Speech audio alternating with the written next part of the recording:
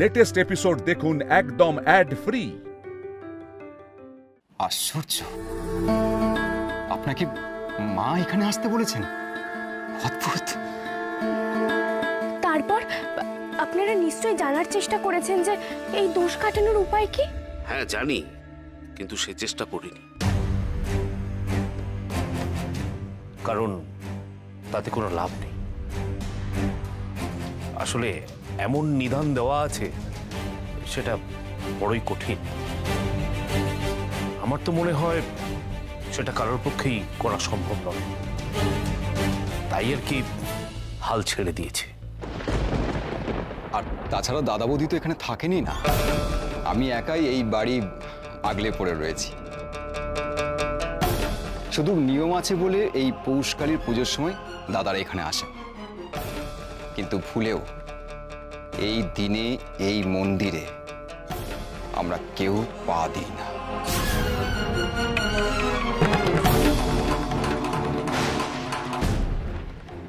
গৌরী, শুনলে তো, তোমার এখানে কিচ্ছু করার নেই। যদি কিছু নাই করার থাকতো তাহলে মা স্বপ্নাদেশ দিয়ে আমাকে এখানে আসতে বলতেন না।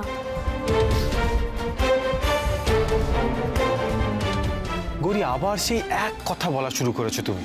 অন্য কথা বলি কি করে বলো তো? এখনো অবধি আমি যা যা তোমাকে বলেছি সেগুলো কিন্তু হুবহু মিলে গেছে। আপনারা আমাকে দয়া করে বলুন এই দোষ কাটানোর উপায় কি? আমার সমানে মন বলছে যে কিছু তো একটা গোলমাল আছে।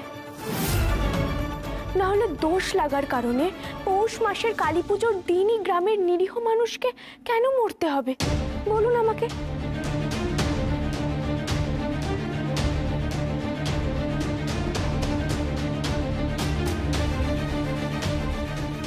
এদের মুখ দেখেই বোঝা যাচ্ছে যে কিছু একটা লুকোচ্ছে। এদের এইসব বুজরুকি গল্পে আমার কোনো বিশ্বাস নেই, কিন্তু এই দিনে গ্রামের মানুষ মারা যায় এই ব্যাপারটাই আমার মধ্যে কৌতূহল জাগাচ্ছে। কি কারণে মারা যায় সেটা কিন্তু এরা কেউ বলছে না, আর বিজ্ঞানের দৃষ্টিভঙ্গি দিয়ে এরা কেউ বিচারও করছে না। আমাকে সেটাই করতে হবে, তাহলেই সব পরিষ্কার হবে। দেখো, দোষ কাটানোর একটাই উপায় আছে। তুমি এত করে জিজ্ঞেস করছো তাই তোমাকে বলছি। এসব কথা কিন্তু এতদিন গোপন রাখা ছিল, কিন্তু এছাড়া তো এখন আর কোনো উপায়ও আমি দেখছি না। তোমাকে বিশ্বাস করেছি যখন, তোমাকে তো বলতেই হবে। হ্যাঁ, আপনি আমাকে নির্দ্বিধায় বলতে পারেন। দেখো মা, এই পৌষকালীর পুজোর রাতে কাউকে একটা মায়ের পুজোর দায়িত্ব নিতে হবে। তাকে সারা রাত নিরম্ব উপবাস থেকে মাথায় জ্বলন্ত হাঁড়ি আর দু হাতে দুটো জ্বলন্ত প্রদীপ নিয়ে সারা রাত সূর্যোদয় অবধি মায়ের সামনে দাঁড়িয়ে আরতি করতে হবে।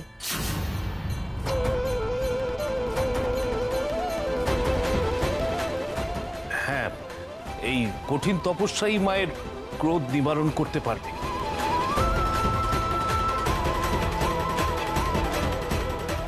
আবার জেগে উঠবে এই মহাশঙ্খ করটি মালা। কিন্তু এই কঠিন তপস্যা করবে কে?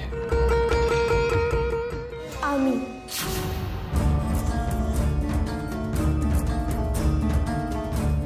আমি করব এই সাধনা।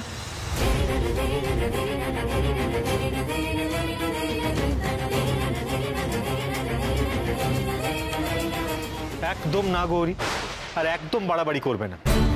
তুমি স্বেচ্ছাচারিতা করে যাবে আর আমি সেটা বারবার মেনে নেব, এরকম ভাবার কোনো প্রয়োজন নেই। আমি আর কোনো কথা শুনতে চাইছি না, আমরা এক্ষুনি বেরোবো এখান থেকে। না না, তোমরা যেতে চাইলে যেতেই পারো। কোন অধিকারে তোমাদেরকে আটকাবো বলো? নিদান পালন করা সম্ভব নয় বলেই তো এতদিন আমি কাউকে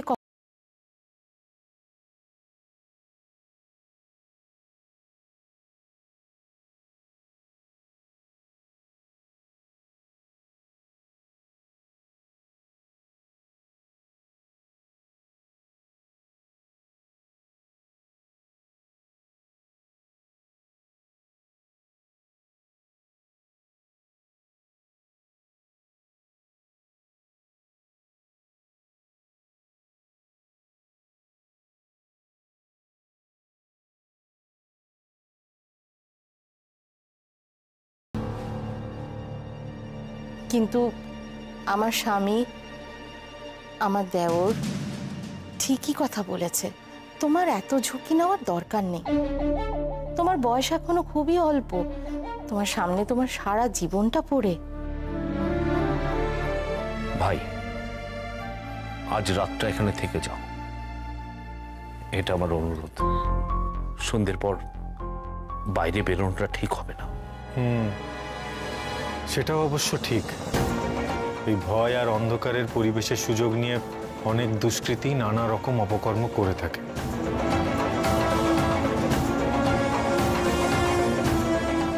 বেশ, আমি এখানেই থাকবো।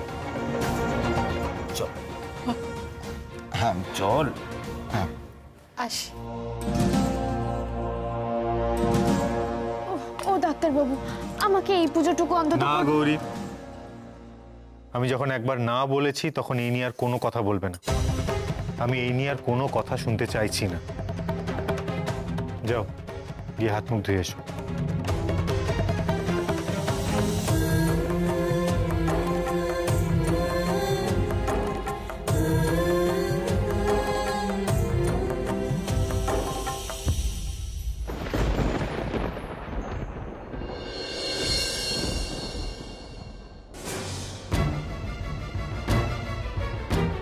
এই রে, মনে হয় ভুল ঘরে ঢুকে পড়লাম।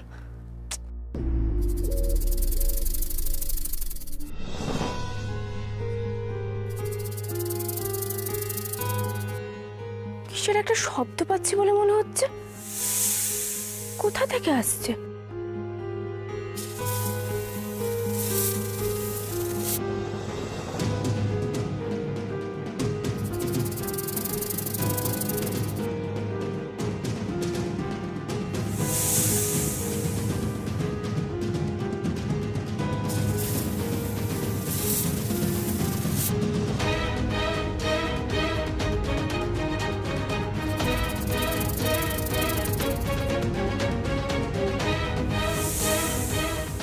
মনে হচ্ছে খাটের নিচ থেকে আওয়াজটা আসছে, দেখি তো। তুমি এই ঘরে কি করছো? না মানে আসলে আমি কল ঘরে যেতে গিয়ে ভুল করে আপনার ঘরে ঢুকে পড়েছি। ও, আসলে এত বড় বাড়িতে এটা হওয়াটাই স্বাভাবিক। তুমি কলঘর যাবে তো সোজা দুটো দরজা পেরিয়ে বাঁদিকে। আচ্ছা। যাও। ও বলছি, আমি না আপনার ঘরে একটা শব্দ শুনেছি, মনে হচ্ছে কিছু একটা আছে আপনার ঘরে, জানেন তো? শব্দ? কিসের শব্দ? কই, আমি তো কিছু শুনতে পাচ্ছি না। তোমার সোনার ফুল। না না, আমি স্পষ্ট শুনতে পাচ্ছি, আপনি একটু ভালো করে কান পেতে শুনুন।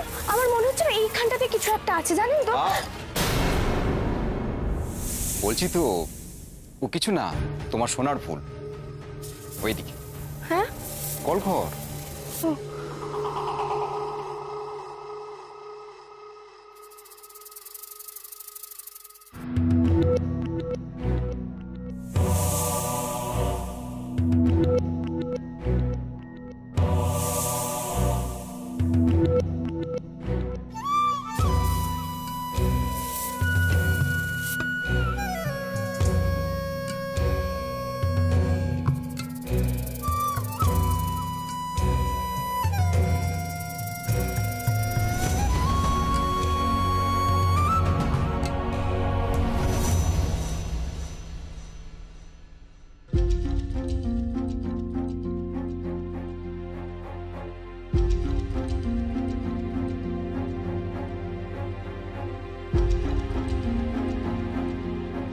কি হলো গৌরী, কি ভাবছো এত?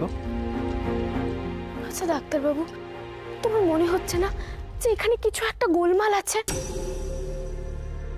তার মানে তুমি আবার কোনো একটা ফন্দি খুঁজছো পুজো করার। শোনো গৌরী, এখানে যাই থাকুক, আমি কিন্তু তোমাকে ওই মাথায় হাতে পায়ে আগুন নিয়ে সারা রাত আরতি করতে দেব না। ডাক্তারবাবু, আমার এসব করা অভ্যেস আছে। এইসব কথা শুনলেই মনে হয় কি মাথায় একটা গাঁটটা মারি। খারাপ জিনিস করার অভ্যেস আছে মানে সেটা করতে হবে। আর গৌরী, তুমি একবার যেটা বলেছো সেটা মিলে গেছে, তার মানে এই নয় যে তুমি বারবার যা ইচ্ছে তাই করে যাবে আর আমি সেটা মেনে নেব। এরকম বাড়াবাড়ি যদি করো গৌরী, আমি কিন্তু তাহলে আর একটা মুহূর্ত এখানে থাকবো না। আরে তোমাকে যেখান থেকে বার করে নিয়ে আসতে চাইছি সেখানে তুমি স্বেচ্ছায় আবার গিয়ে ঢুকছো। গৌরী, এবার তোমাকে বেছে নিতে হবে যে তুমি শান্তিতে জীবন কাটাতে চাও নাকি জীবনটাকে নিয়ে এভাবে ছিনিমিনি খেলতে চাও। চয়েস তোমার কাছে আছে, হয় তোমার মা আর না হলে আমি। তোমাকে কিন্তু এবার যে কোনো একজনকে বেছে নিতে হবে।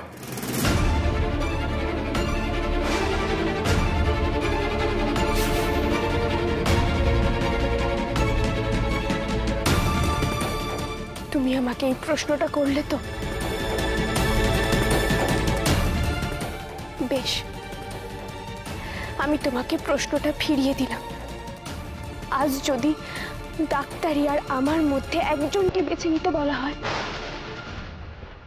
তাহলে তুমি কাকে বাঁচবে ডাক্তারবাবু? গৌরী, এটা কি ধরনের প্রশ্ন হলো গৌরী? দুটো জিনিসের কোনো তুলনা হয় নাকি? আমি জানি তুমি বাঁচতে পারবে না ডাক্তারবাবু, আর আমি কখনো তোমাকে বাঁচতেও বলবো না, কারণ আমি খুব ভালো করে জানি যে ডাক্তারি ছেড়ে তুমি আমাকে বেছে নেওয়ার কথা ভাববেও না, আর এটা ভাবা উচিতও নয়। তোমার যুক্তি, বুদ্ধি, বিশ্বাস যেমন তোমাকে তুমি বানিয়েছে, এর মধ্যে থেকে কোনো কিছুকে বাদ দেওয়া যেমন তোমার পক্ষে সম্ভব নয়, ঠিক তেমনি মায়ের প্রতি আমার ভালোবাসা, বিশ্বাস, ভক্তি এগুলো ছাড়া যে আমি নই ডাক্তারবাবু।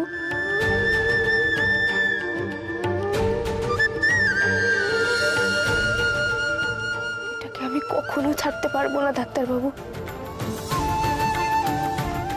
আর সব থেকে বড় কথা, আমার জীবনে তোমার যে জায়গা, তার সঙ্গে তো আর কোনো কিছু তুলনা হয় না ডাক্তারবাবু। তুমি আমার কাছে কি সেটা আমি খুব ভালো করে জানি, তোমাকে আলাদা করে বলে দিতে হবে না। তাই তোমার এই প্রশ্নের কোনো মানেই নেই ডাক্তারবাবু যে আমি উত্তর দেব।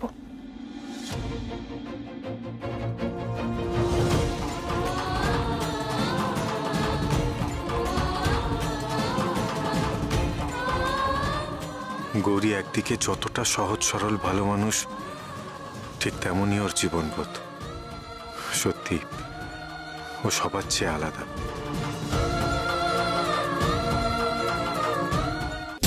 গৌরী, তুমি যাই যুক্তি দেখাও, এরকম একটা বিপজ্জনক কাজ আমি তোমাকে কিভাবে করতে দিই বলো তো? না না, তুমি ওসব করবে না। উফ ডাক্তারবাবু, তুমি শোনো না, একটা কথা ভেবে দেখো ডাক্তারবাবু, তোমার যুক্তি আর আমার ভক্তি এক জায়গায় কিন্তু এক হয়ে যায় ডাক্তারবাবু, তাদের মধ্যে কোনো বিরোধ থাকে না। দেখো, তুমিও মানুষের ভালো চাও, আমিও মানুষের ভালো চাই, এর মধ্যে তো কোনো বিরোধ নেই বলো। ডাক্তারবাবু, তুমি তো এই মানুষগুলোর কথা শুনে বুঝতে পারছো এরা কতটা কষ্টের মধ্যে আছে, বিপদের মধ্যে আছে, কত মানুষ মারা যাচ্ছে বলো তো। গৌরী, আমি সেই সব বুঝতে পারছি, কিন্তু আমি এটা বিশ্বাস করি না যে একটা পুজো করলেই মানুষগুলো মৃত্যুর হাত থেকে রক্ষা পাবে। এর পেছনে নিশ্চয়ই অন্য কোনো কারণ আছে।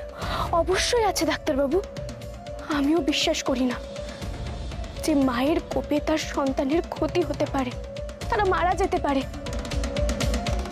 এটা আমার পক্ষে মানা অসম্ভব ডাক্তারবাবু। তাই আসল কারণ জানার জন্য মানুষের বিশ্বাসই আমাদের পথ দেখাবে। গৌরী, তুমি যেটা বলছো সেটা ভুল আমি বলতে পারবো না, কিন্তু এরকম একটা বিপজ্জনক কাজ গৌরী, এসব করতে গেলে তোমার খুব কষ্ট হবে। আর সত্যি যদি কোনো বিপদ হয়, তুমি তো আমার পাশে আছো, তুমি যেখানে আমার পাশে আছো সেখানে আমার কিসের বিপদ ডাক্তারবাবু?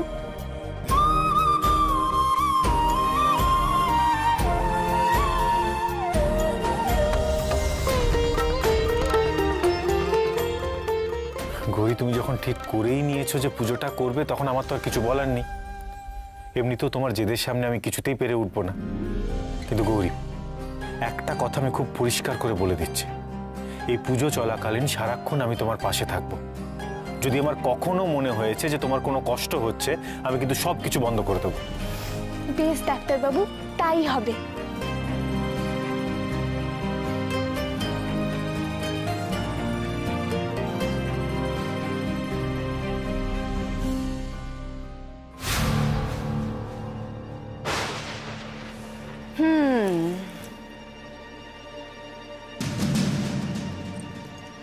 বুঝতে পেরেছি, বাড়িতে দাদা বৌদি নেই তাই চিকু বাবুর মন খারাপ। কি হয়েছে বাবা, বলো আমাকে। আমার ভালো লাগছে না মা।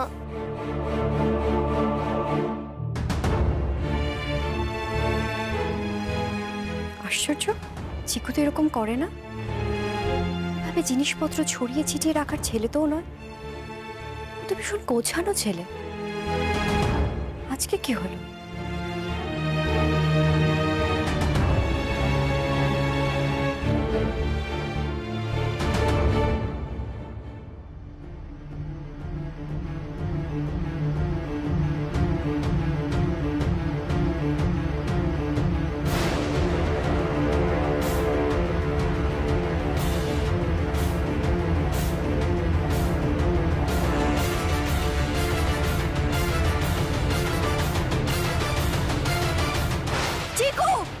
কি হয়েছে? কি বললাম তো আমার কিছু হয়।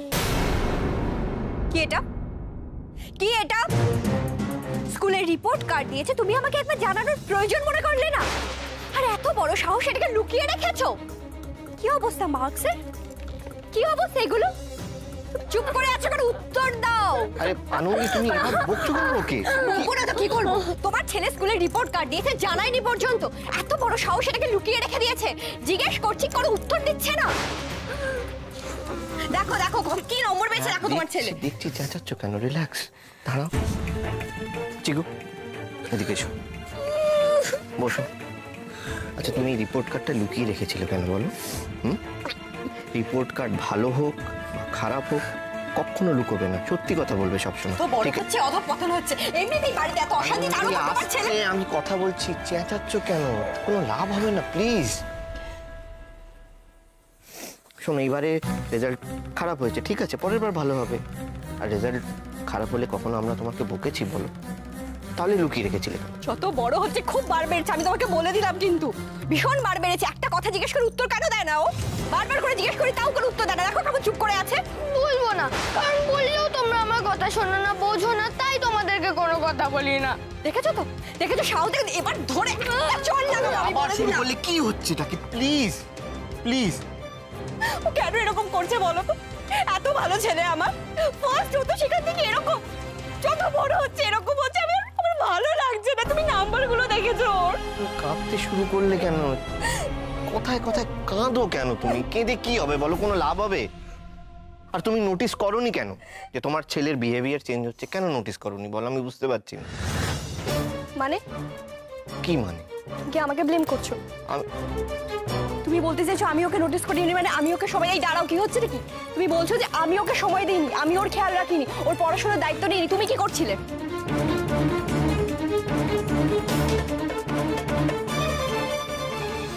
আজ এই বাড়িতেই হবে পৌষকালীর পুজো। আর পুজোর জন্য যা যা নিয়ম পালন করতে হবে আমি সব করব, নিজে হাতে সব প্রস্তুতি নেব। মা যখন আমাকে ডেকে এনে একটা নির্দেশ দিয়েছে, এর পেছনে নিশ্চয়ই কোনো কারণ আছে। আমার মন বলছে এইবার সব সমস্যার সমাধান হয়ে যাবে আমাদের। এটা ভীষণ আনন্দের খবর, ভীষণ। এতদিন বন্ধ হয়ে যাওয়া মায়ের পুজো ঠিক পৌষকালী পুজোর দিনই হবে। এর থেকে বড় আনন্দের আর কি হতে পারে? সত্যি গৌরী, সত্যি তুমি পারবে? এটা কিন্তু কঠিন গুরু দায়িত্ব। আরাধনায় যদি কোনো ব্যাঘাত ঘটে তাহলে কিন্তু বিপদ আরো বেড়ে যাবে। মা এমনিতেই কুপিত হয়ে আছেন, সাধনায় ব্যাঘাত ঘটলে সেটা কিন্তু আগুনে ঘি পড়ার সমান হবে। মায়ের কোপে সারা গ্রাম পুড়ে ছারখার হয়ে যাবে।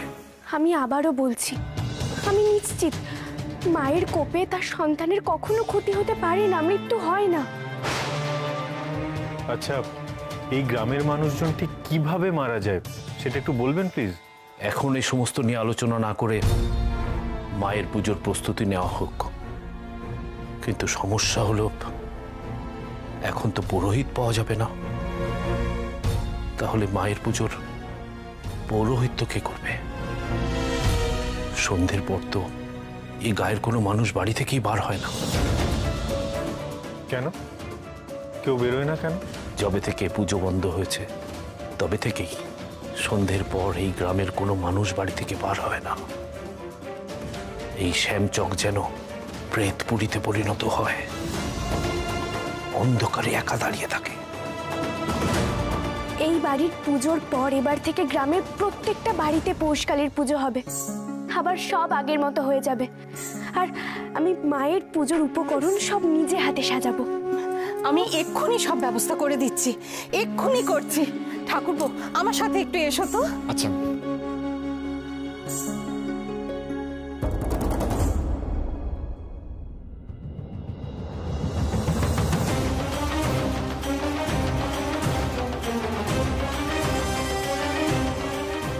গৌরী, আমি কিন্তু সারাক্ষণ তোমার পাশে থাকবো। কখনো যদি তোমার কোনো কষ্ট হয় আমায় কিন্তু সঙ্গে সঙ্গে জানাবে, ঠিক আছে? তুমি নিশ্চিন্তে থাকো ডাক্তারবাবু, আমার কোনো কষ্ট হবে না। আর এই পুজোর পর আমরা খুব ভালো করে বুঝতে পারবো যে আসল সমস্যাটা কোথায়। গৌরী, আমি সেটা বুঝতে পারছি, কিন্তু এই শাড়িটা তুমি পরে নাও।